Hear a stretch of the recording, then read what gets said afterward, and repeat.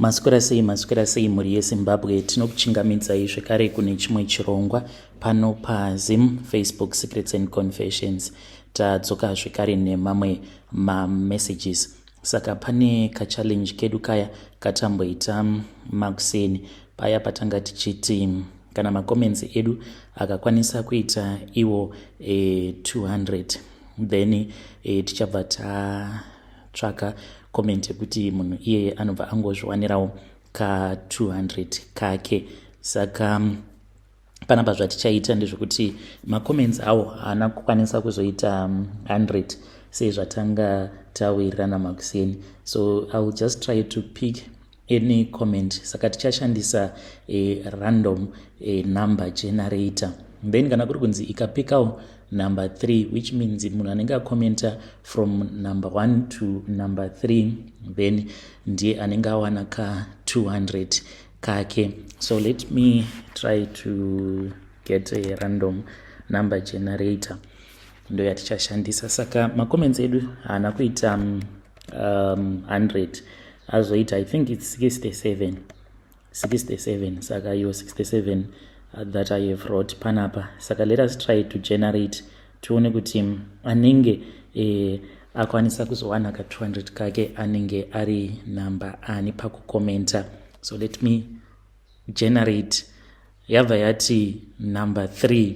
Yo zvakangooma hazvo vedwe. Saka pamwe I am good at guesswork. Saka regai tiende kuma comments acho tuone kuti akomenta lucky number 3 ndiani.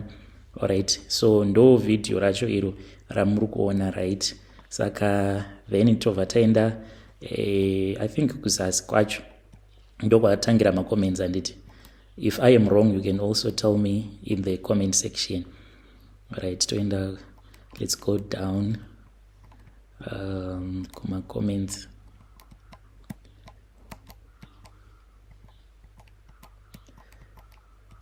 Alright, saka lucky number 3, which means anenge ari ani.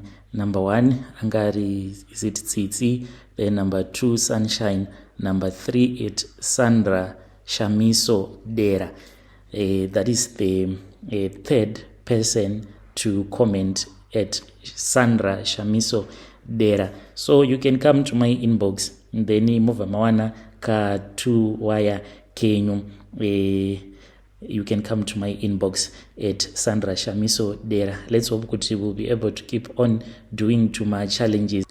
Rekedzai tibva tapinda muma messages edu atadzoka takakubatirai.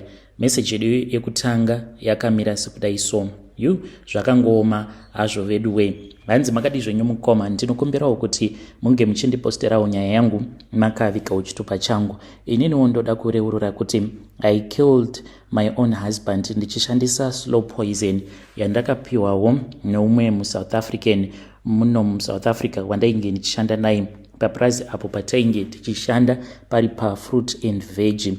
Murume wangu ndiye akatanga kuya kuno kuSouth Africa mugore ra2014 apo paakasangana nemuIndia wake waainge achishandira vanova vari ivo bosi vedu. Saka vainge vachida kuvhura Fruit and Veg. Pavakazosangana nemurume wangu vakati I can trust you. Saka murume wangu ndiye akatotanga kutoshandira muIndian iyeye. Paakatanga aingoita zvekunohodha nechipickup chake kumaprazi obva atanga kufamba achisupply mumashops mamwe maIndia kudzamara azotovhura a very big Fruit and Veg inowanikwa muprovince umo Mandiri. Saka murume wangu akazotanga kuitawo zvimari. Pane patakazongobohwana nemurume wangu tikatomborambana, asi sevanhu vainge vachishanda vose mukoma takazongogadzirisana zvedu. Chokwadi chakaitika ndechekuti ininiwo ndainge ndava kupfurirwa nemaSouth African avo andainge ndava kushanda nawo. Saka vaiva vanhu vekuti vaifarira kuenda kumugroove each and every Friday. Zvino nemurume takazotanga kunetsana big time. Ainge asingade kuti tinge tichiita izvozvo zvekuenda kumugroove. Saka ndainge ndichitozviona sekunge ndiri kunyanyisa kunetswa stereki nemurume. Saka takazototenga stand yedu muHarare tikatovaka mune zvakanaka-naka. Tikazototengawo chi 8-ton truck chedu traki iroro rakazototitengera mamwe matraki mahombe.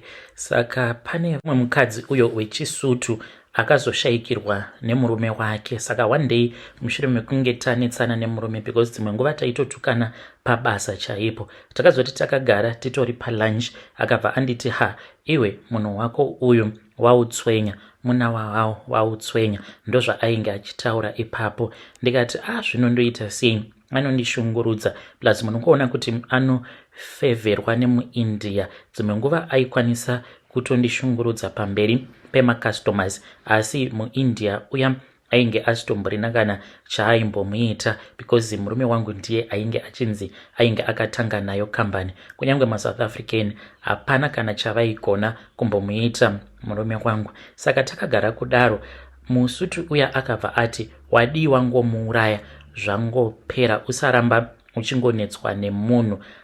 Ndikati kumuuraya ndainge ndisina kana kumbogara ndakafunga nezvazvo. Saka ndaitofungidzira kuti zvimwe kuda ane matsotsi aanoziva ekuti ndige ndichizohaya matsotsi aya ndobva ndachizourayisa murume wangu. Akati kwete, ndinokwanisa kukupa slow poison.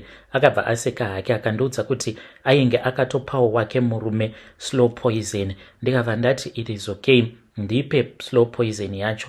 Ndakabva ndachizopiwa slow poison iyoyo mukoma yaiita kunhuhwa. Akanditi unofanira kuti unge uchizopota uchibikira murume wako kwe1 week 7 full days each and every day.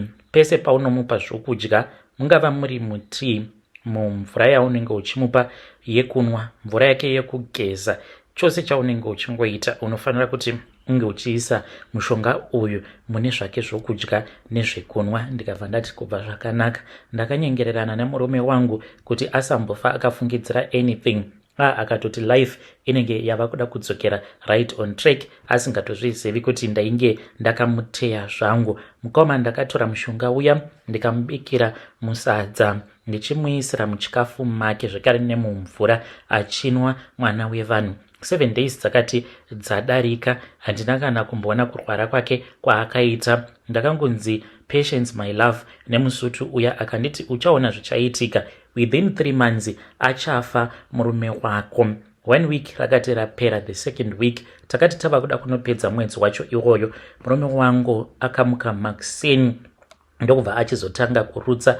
Airutsa zvimwe zvinhu zvainge zvakaita zvinyama. Ndakabva ndazvitora picture ndikazvitumidzira musutu uya wandainge ndichiwirirana naye. Akabva anditi good waka, watogona iwe, murume wako watomuuraya, zvose zvichaita zvako, dzimba uye zvekare neditrack. Akati ziva kuti kubva muzuva ranhasi matraki ose anenge ava ako, wagona baby girl. Ndakaenda kubasa mukoma, murume wangu achingorwara achishingirira achiti ari kupera simba. Handina kuda kuenda naye kuchipatara, ndaingomuti zvinoita right, tichazoenda kwamadzibaba. Kunze kwekuti ndinge ndichikasika ndaenda naye kuchipatara, sezvo ndainge ndakaudzwa nemusutu uya, akanditi usaenda naye kuchipatara, vanokwanisa kuzomuita yavanoti detox, zvekuti poison iyoyo vanoisuka yose ikabuda mudumbu. Saka usazoenda naye kuchipatara. Asi akatoti haisi poison yekuti kana ukaenda naye kuchipatara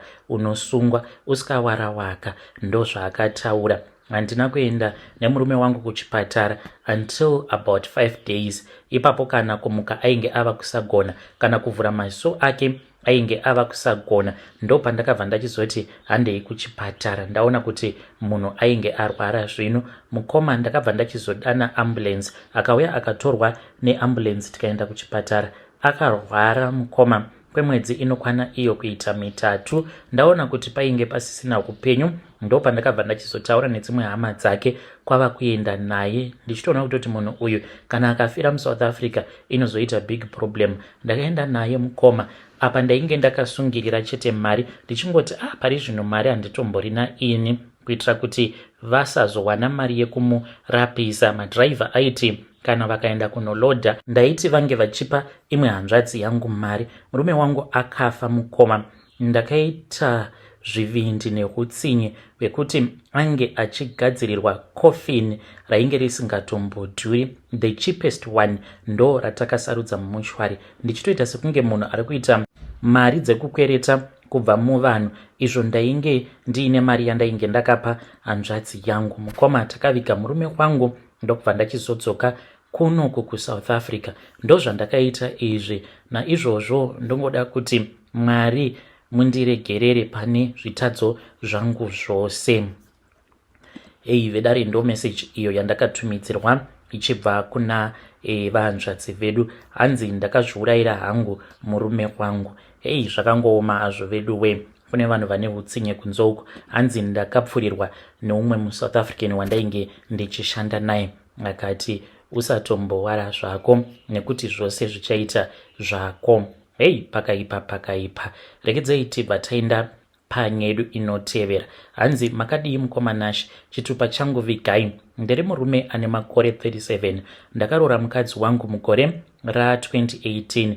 Mukoma nyaya yangu inorwadza. Kumusha kwemukadzi wangu kunoitwa zvemishonga, dzinza rese kusanganisira naiye mudzimai wangu. Patakaroorana akabva atanga kundiudza kuti isu takakura tichiita zvechivanhu, hatiende kuchechi. Ndikamuti kana uri munhu asingaende kuchechi it is okay. Munongoziva kuti kana wanyura murudo zvakawanda unenge usisina kana basa nazvo. Ini hangu semuKristu ipapo paakanditi kwavo hakutotendedzwi kuti vanhu vange vachienda kuchechi, ndakangoti ako zvinogoita basa rei? Hazvina kana basa. Kana munhu asingaende kuchechi, umwe neumwe anenge aine sarudzo dzake dzaanofanira kuti ange achiita muupenyu.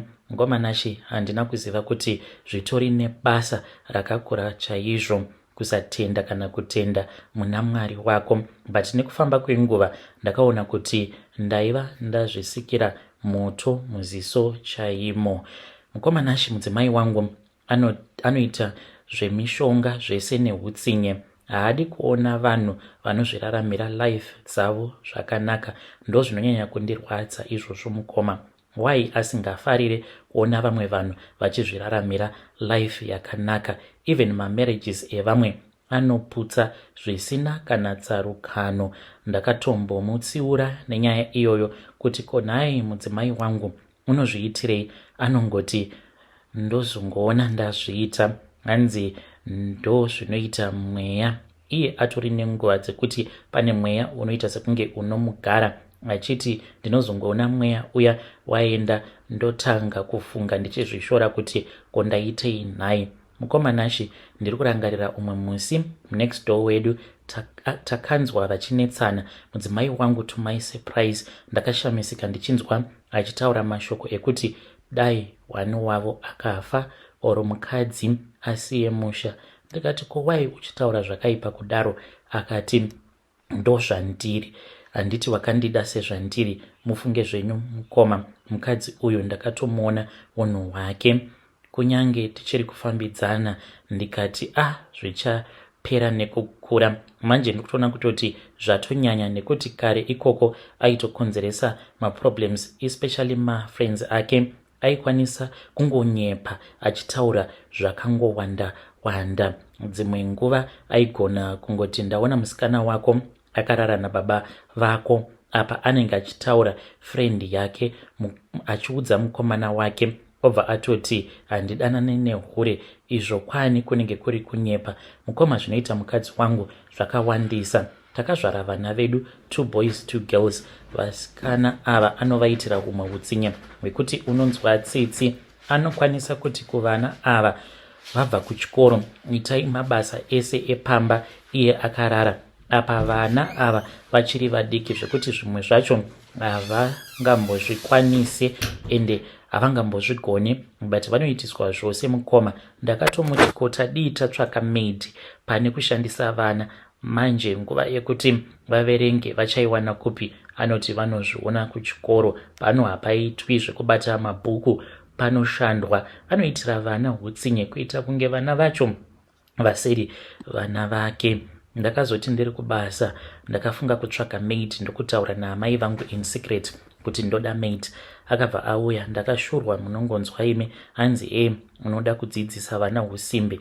Vanozodii kana vaenda kunoroorwa? Vanofanira kuva vakangwarira. Maid uya akapotsa arohwa akabuda akabva pamba achimhanya. Ndakazomubatira panze pegedhi akati hapagariki pamba penyu, ndikazotomupa mari yekudzokera usiku ihwohwo nekuti akarambidzwa kurara, kunyange kurara chaiko. Hanzi handidi kumuona mumba mangu.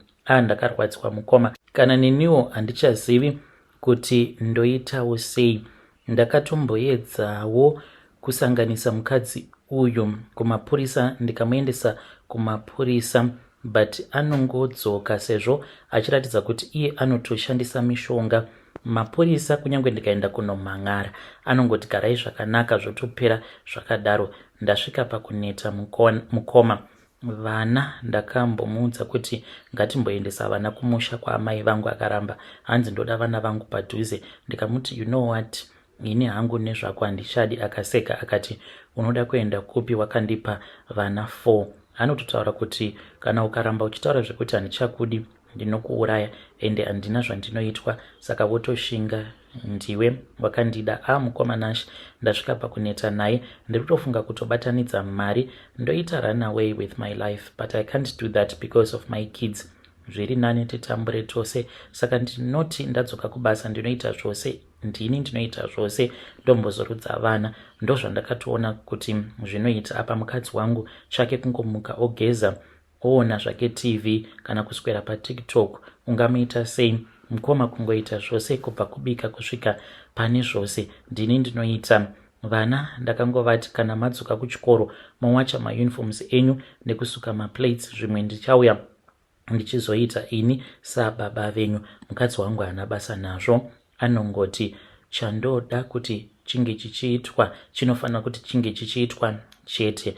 Mukoma ndafunga kuuraya mukadzi, ndo zvandanyanya kuwira pano, but ndiri kutya ngozi manje, ende ndo zvitoripo kuti tiwane zororo. Dzimwe pfungwa dzinoti ndiite run away nevana, but 4 vose ndinoita sei navo? Apa vamwe vasikana, zvonetsa kugara nevana vasikana uri wega. Handizivi kuti mungandipawo advice yakaita sei. Mundiudza muchinge maposta, ndichange ndichizotevererawo ndiri mucomment section. Ndiri kuda kutiza nevana kana kutombobuda munyika, then ndoenda ndonogara nevana vangu, ndotsvaka maid, torarama upenyu hwedu. Ndo solution yangu iyi. Ndosiya muroi uyo ega.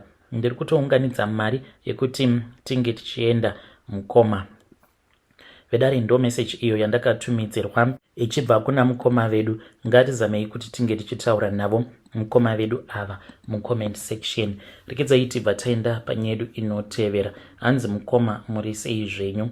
Ini ndarohwa nenhamo. Ndine umwe munhu wandinoziva anoita zvehuman trafficking, ndewe kumusha zvake. Saka ndanga ndafunga kuti ndongotsvakawo chinherera chekuti ndinochiba ndochiudza kuti ndakuwanira basa, but munhu uyu anowanzo kuda vasikana vanenge vari kubva pazera 15 kunosvika kana pa20 years, ndo vanodiwa vana ivavo. Ndakanzwa zvichinzi vasikana vacho vanoti kana vakabiwa vanozoendeswa kuEurope uko kwavanonoshanda vachiita basa rekutengesa muviri wavo by force. Hanzi kunana Germany, Italy ndokwavanenge vachishanda vari. Ndafunga hangu kungoita bhegi ka1. Handizivi kuti mukandipawo advice yakaita sei. Ndinongotsvakawo chinherera. Munhu anenge achitsvaka advice nehelp pamafacebook ndobva ndati huya kuno, ndoda kukubatsira. Ndobva ndaenda ndobva ndanomutengesa hangu kuhuman trafficking. Ndaedza zvose mukoma, zvaramba. Pane zvose zvandaedza muupenyu zviri kuramba. Please when you post my story ndiziviseiwo, ndichange ndichizotevererawo ndiri mucomment section. Hey vedare ndo message iyo yandakatumidzirwa ichibva kuna vanzvadzi vedu avo. Ngatizamei kuti tinge tichitaura navo vanzvadzi vedu avo mucomment section. Zvino zvamuri kuda kuita izvozvo munosungwa. Let us try to speak with her in the comment section. Ko kana ari mwana wenyu obva aitwa saizvozvo oendeswa kuEurope by force, otanga kumanikidzwa kuita basa rekutengesa muviri wake, ngatitaurei navo mucomment section. Siyanai nazvo izvozvo zvamuri kuda kuita. Ngatisanganei zvekare mune zvimwe zvirongwa zvinotevera.